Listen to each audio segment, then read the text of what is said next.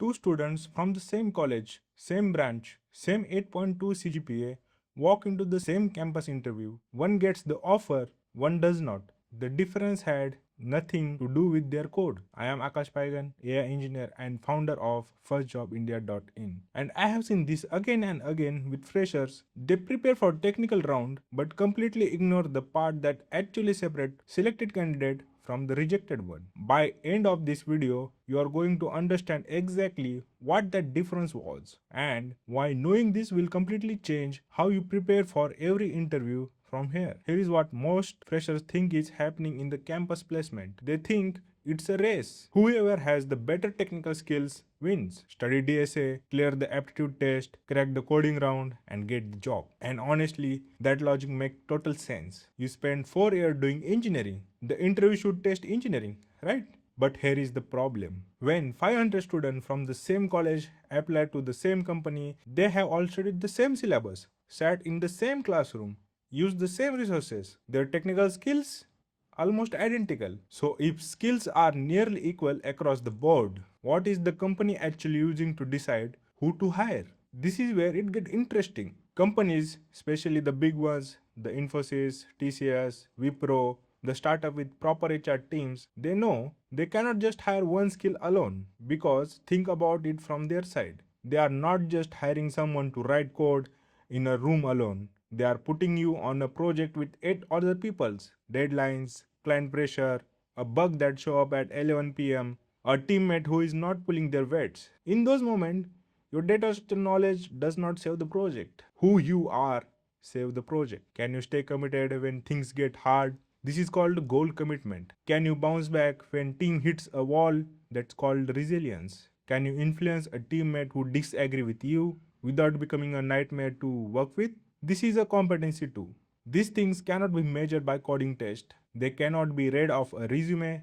They require a completely different kind of interview. And that interview, the one most fresher are completely unprepared for, is called behavioral interview. Now, before you think this all theory, let me give you a number. Research by Spencer and Spencer, two of the biggest names in the talent science, found that a highly complexity jobs like sales, consulting, engineering roles, a top performer outperforms an average performer by 120%, not 20, not 50, 120%. And the only thing separating that average performer from the outstanding one, not their degree, not their college, but their competencies. That is why very serious company has now added behavioral interview to their process because they have done the math. Hiring the wrong person is expensive for the company. Hiring the right person, the one who has the right competencies, is one of the best investment they can make. Here is the part that stings a little. Traditional interview questions, the ones most freshers practice for, have a near zero ability to predict job performance. That is not me saying it. That is the decade of research. Where do you see yourself in 5 years? This question tests your imaginations, tells the interviewer nothing real. Next question is, what are your strengths and weaknesses? Research show humans are terrible at identifying their own strengths and weaknesses accurately. So even an honest answer is unreliable. Why do you want to join our company? This question test if you Google the company before the interview. This question feel like interviews, but they do not work. And here is the spin I want you to take away from this video. Everyone else is here practicing answer to the wrong questions while they are rehearsing. My greatest weakness is that I am the perfectionist. The interviewer is already mentally moving on because they heard it 400 times. It tells them nothing. But the fresher who walk in and tell the real story, a specific, honest story about the challenges they faced, what they were thinking, what they actually did, and what happened. That person light up the room. Not because the story is dramatic, because it's true.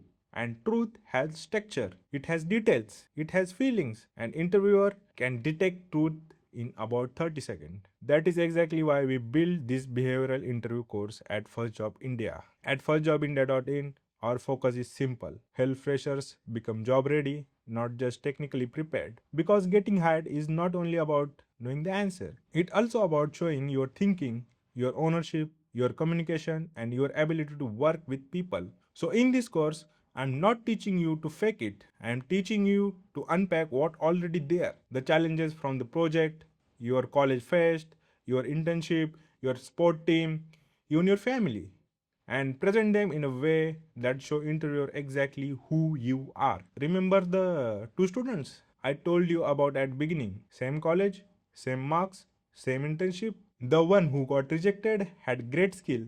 He just did not know how to show up who he was beyond those skills. The one who got selected, she told a story, a real one, about a time her college project team was falling apart and what she did to hold it together. The interview did not care about her CGPA after that. In next video, we are going to break down exactly what behavioral interview is and why. Once you understand how it works, it will actually the easiest part of the process to prepare for. See you there.